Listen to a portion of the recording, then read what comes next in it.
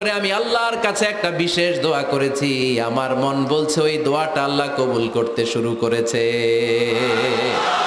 ওমর ফারুক চলে আসলেন, এসে কোনো কথা নাই, চিৎকার দিয়ে বললেন আশহাদু আল্লা ইলাহা ইল্লাল্লাহ ওয়া আশহাদু আন্না মুহাম্মাদান আবদুহু ওয়া রাসূলুহু। আমি সাক্ষ্য দিলাম আল্লাহ এক, অদ্বিতীয়, আল্লাহ ছাড়া কোনো ইলাহা নাই, নিশ্চয় আপনি মুহাম্মদ আল্লাহর বান্দা এবং রাসূল। সুবহানাল্লাহ পড়েন। ওই শাহাদাতের জ্যোতি সাইয়েদনা ওমর ফারুকের হৃদয়টারে উজালা করে দিল। দুনিয়ার সব ভয়কে পেছনে ফেলে এক আল্লাহর ভয়কে অন্তরে ধারণ করে আওয়াজ করে পড়লেন আশহাদু আল্লা ইলাহা ইল্লাল্লাহু ওয়াহদাহু লা শারীকা লা ওয়া আশহাদু আন্না মুহাম্মাদান আবদুহু ওয়া রাসূলুহু। পড়েন সুবহানাল্লাহ। এবার ওমর ফারুক বিশ্বনবীর প্রশ্ন করলেন, নবী আলাসনা আলাল হক, আমি প্রশ্ন করি উত্তর দেন, আমরা কি